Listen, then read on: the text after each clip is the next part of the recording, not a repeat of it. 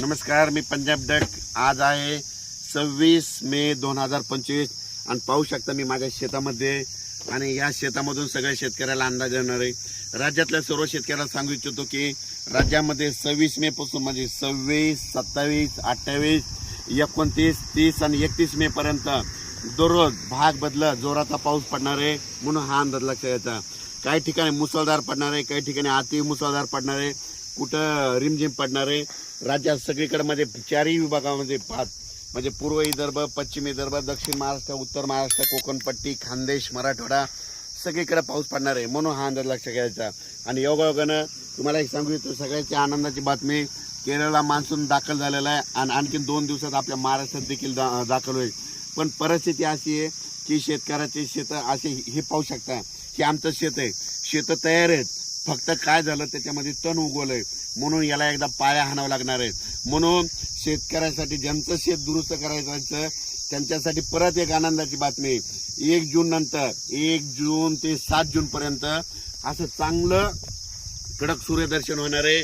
1 जून ते 7 दरम्यान पाऊस काय येणार नाही, मोठा काही चिंता करायची गरज नाही। त्या 1 जून पासून काय करा, तुम्ही संपूर्ण शेताची कामे आटकून घ्या, कारण की आता जर पेरलं तर संपूर्ण तणच उगवलंय शेताने, पाहू शकता। हे आम्ही रोटावेटर करून ठेवलं होतं, पण परत काय झालं, हे तण उगवलं, त्याच्यामुळे सगळ्याला ना आता आपल्याला उकर मारून पाळी करून परत पेरणी करावं लागणार आहे। आणि ज्यांचं रान तयार आहे तर तुम्ही पेरू शकता, म्हणजे जमिनीमध्ये ओल खूप आहे, जवळपास आम्ही हातभर ओल गेलेली आहे आणि पाहू शकता। पण राज्यातल्या ज्यांचं शेत तयार आहे तर तुम्ही कापसाची लागवड करू शकता, तुम्ही तुमचा निर्णय स्वतः घ्या। पेरायचं असेल तर पेरा, जमिनीतली ओल तपासा, तुम्ही तुमचं पेरू शकता। पण 1 तारखेनंतर 7 तारखेपर्यंत शेतकऱ्याला मेहनत करण्यासाठी म्हणजे पाऊस थोडा विश्रांती घेणार आहे, म्हणून हा अंदाज लक्षात घ्यायचा। मान्सूननं दणदणीत म्हणजे आगमन इतकं जोरात केलंय, तर तुम्हाला सांगतो आज देखील म्हणजे आज 26 मेला देखील राज्यामध्ये आपल्या महाराष्ट्रामध्ये ठिकठिकाणी मुसळधार पाऊस पडणार आहे। मुंबईला देखील अतिवृष्टी होणार आहे, नाशिक देखील अतिवृष्टी होणार आहे। त्याच्यानंतर म्हणजे ह्या 31 मे पर्यंत मुंबई, पुणे, नाशिक 2, त्याच्यानंतर बीड जिल्हा, त्याच्यानंतर कडा, आष्टी ह्या भागात देखील मुसळधार पाऊस पडणार आहे, म्हणून हे लक्षात घ्यायचं। सातारा, सांगली, सोलापूर देखील खूप पाऊस पडणार आहे, म्हणून हे लक्षात घ्यायचं।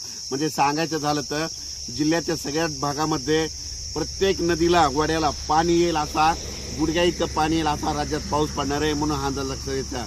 तर आज हे जरी ऊन पडलेलं असलं तरी तुम्ही बघा दुपारी 2:30-3च्या नंतर राज्यामध्ये परत पावसाला सुरुवात होणार आहे, पण हा पाऊस पुन्हा रात्रभर आजूबाजूला पडतच राहणार आहे, म्हणून हा अंदाज लक्षात येतात।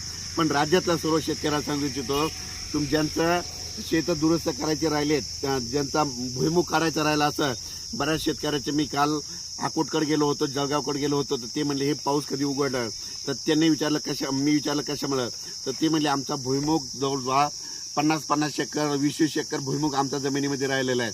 त्यांना म्हटलं तुम्ही काय करा, 1 तारखेच्या नंतर ऊन पडणार आहे, तितक्यामध्ये तुम्ही काढून घ्या। त्याच्यानंतर मूग देखील उन्हाळी लोकांनी केलेलं तशीच राहिले, तुम्ही काय करा 1 तारखेच्या नंतर काढून घ्या। आणि होईन तर सगळ्यांनी काय करायचं, पेरणीचा निर्णय स्वतःच घ्यावा, म्हणजे आपल्या जमिनीचे ओल तपासावी आणि निर्णय करून घ्या। पण राज्यात मात्र आज 26 मे पासून तर 30 मे पर्यंत दररोज भाग बदलत जोराचा पाऊस पडणार आहे। पूर्व विदर्भात जोराचा, पश्चिम विदर्भात जोराचा, मराठवाड्यात देखील जोराचा, पश्चिम महाराष्ट्रात देखील जोराचा, म्हणजे उत्तर महाराष्ट्रात देखील जोराचा। फक्त जास्त मात्र